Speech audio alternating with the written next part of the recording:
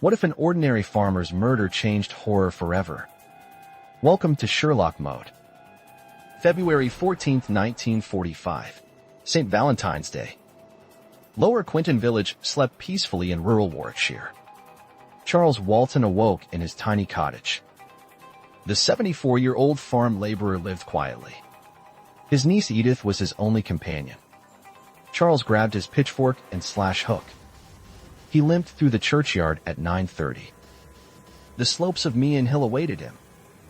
Alfred Potter's farm sprawled across these ancient fields. Charles began slashing hedges in Hillground Field. The morning mist slowly lifted around him. Potter claimed he saw Charles working at lunchtime. But something sinister was already in motion.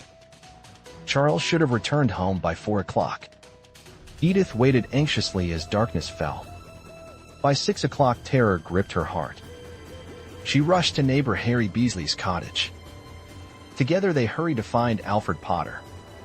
Potter led them toward the dreaded hillside. The beam of their lantern pierced the darkness. Then Edith's scream shattered the silent night. Charles lay twisted beneath the ancient hedgerow. A pitchfork pierced through his neck. His throat was slashed with his own tool. His skull was cracked by brutal blows. This was no ordinary murder. The killer had arranged the scene deliberately. Police arrived at 7:05 that evening. Scotland Yard's finest detective was summoned. Robert Fabian had never failed to solve murder. But Lower Quinton would test his legendary skills. The villagers refused to speak to outsiders. Ancient superstitions held this community captive. They believed Charles Walton was a witch. Rumors spoke of his power over animals. They claimed he controlled evil spirits. Alfred Potter became the prime suspect. His story kept changing under pressure. He claimed to see Charles working in shirt sleeves. But Charles wore a jacket when found dead. Potter's heifer had mysteriously died the day before. His timeline contained impossible contradictions. Bloodstains marked Potter's work trousers. But the evidence had been scrubbed clean. 4,000 witness statements were taken. Every clue led to dead ends. Then supernatural events began plaguing investigators. A phantom black dog appeared to Fabian. Local boy fled in terror when questioned. Potter's remaining cattle died mysteriously. The village closed ranks against the investigation. Ancient folklore spoke of Charles's cursed past. The legend claimed he met death omens.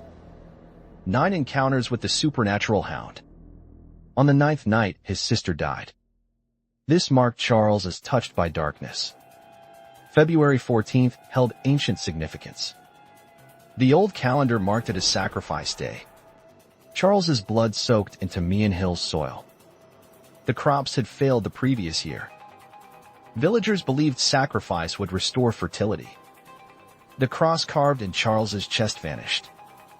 Witnesses swore they saw the ritual marking. Official records showed no such evidence. Charles's missing pocket watch held secrets. Inside was a piece of witch's glass. It was found in 1960. 15 years after the thorough police search. Robert Fabian returned to London defeated. His first and only unsolved murder case. Years later, he wrote of pagan rituals. He called it a ghastly occult climax. Let us analyze the evidence like Holmes would. Potter's contradictory statements suggest guilt. The blood on his trousers was suspicious.